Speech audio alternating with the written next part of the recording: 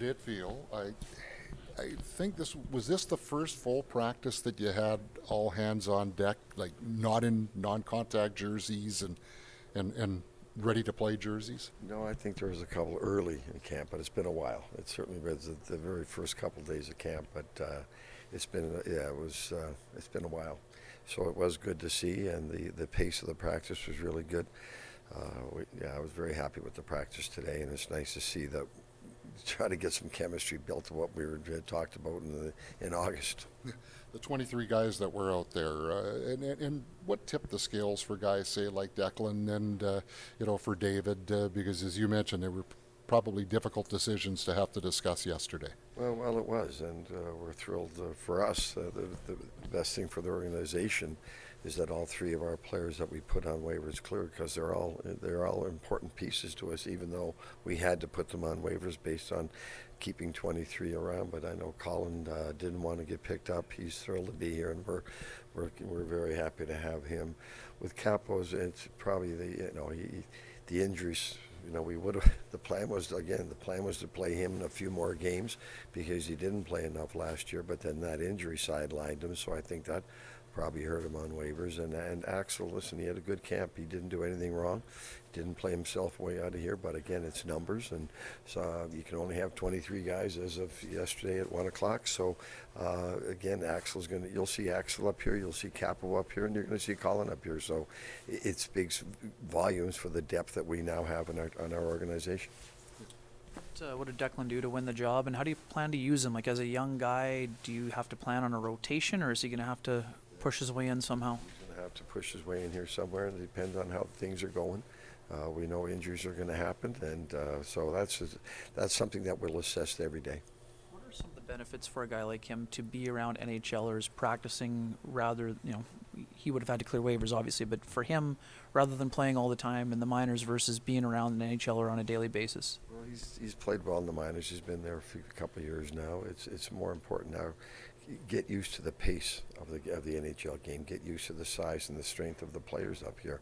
It's a much faster game, and it's a much more physical game in terms of one-on-one battles. And so the practices we have with him, he's got to take full advantage of that. So I'm not sure when he's going to play, but he eventually will get in there. But for now, at practice time, then he's got to make the most of it. And again, the pace and the physicality of our league it's a big adjustment for a young defenseman.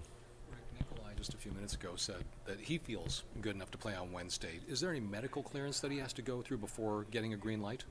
It's everything. If he feels he's good enough to play, then he's good enough to play.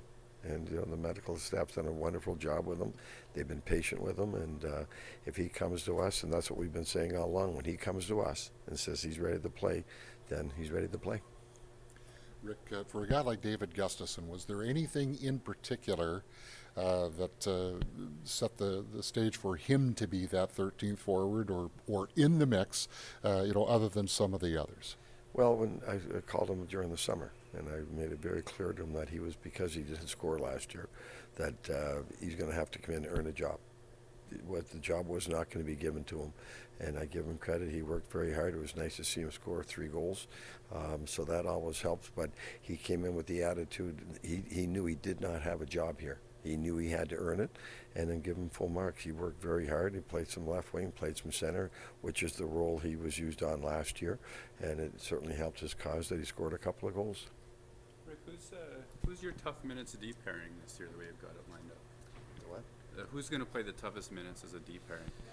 Well, they're all going to play tough minutes, but the top minutes will go to the guys that play the specialty teams, power play, kill penalties, depending on how many power plays are called early. But we're comfortable with all 8 defensemen that are here, and Arnie will make those decisions as the game unfolds. But we know where our top D are, and we expect them to be our top D. Is it a little bit about style in some cases, or is there a pairing that in the back of your mind you're like, no, when it's McDavid or McKinnon or whomever, they're going to go get that? Well, the way they were set up today, we should be able to play any of them against them. right? I mean, if Nate and Dilly, they're experienced pros, they've got to be able to play against anybody. And again, when you don't, and that's the importance of having of balanced pairings. You get on the road and you don't have that last change, or you ice the puck and you can't make the change. You've got to know that the D you have on the ice can play against anybody, and that's the way we feel going into the season. We talked a lot about depth in this camp, especially up front. I mean, how does that change the way you can operate going into the season here, knowing you don't necessarily have to lean on your top guys for 25 minutes, and knowing that fourth line can play 10 to 12 if you need them to? Well, they can, and they will. We're a better team. We're a faster team when we roll those 4 lines. We are, and again, if we got to shorten the bench to score some goals, and that's a different discussion. But right now, we're again, that fourth line should be able to play against anybody. They're veteran guys. They know how to play. And so, again, when the season gets going and you get into later stages of the season, you're playing a lot of games, you're playing back-to-back. When you're able to play 4 lines in 60, that helps you an awful lot in keeping the pace up, which is very important to the way we want to play. Rick, what's the next step for Dylan Samberg this year? Well, there's more offense in him. He's got a great wrist shot, and I think he's more comfortable, and he moves the puck really well. So I think it's just continue to grow as a young defenseman. It's a tough league, right? You don't just step in and dominate.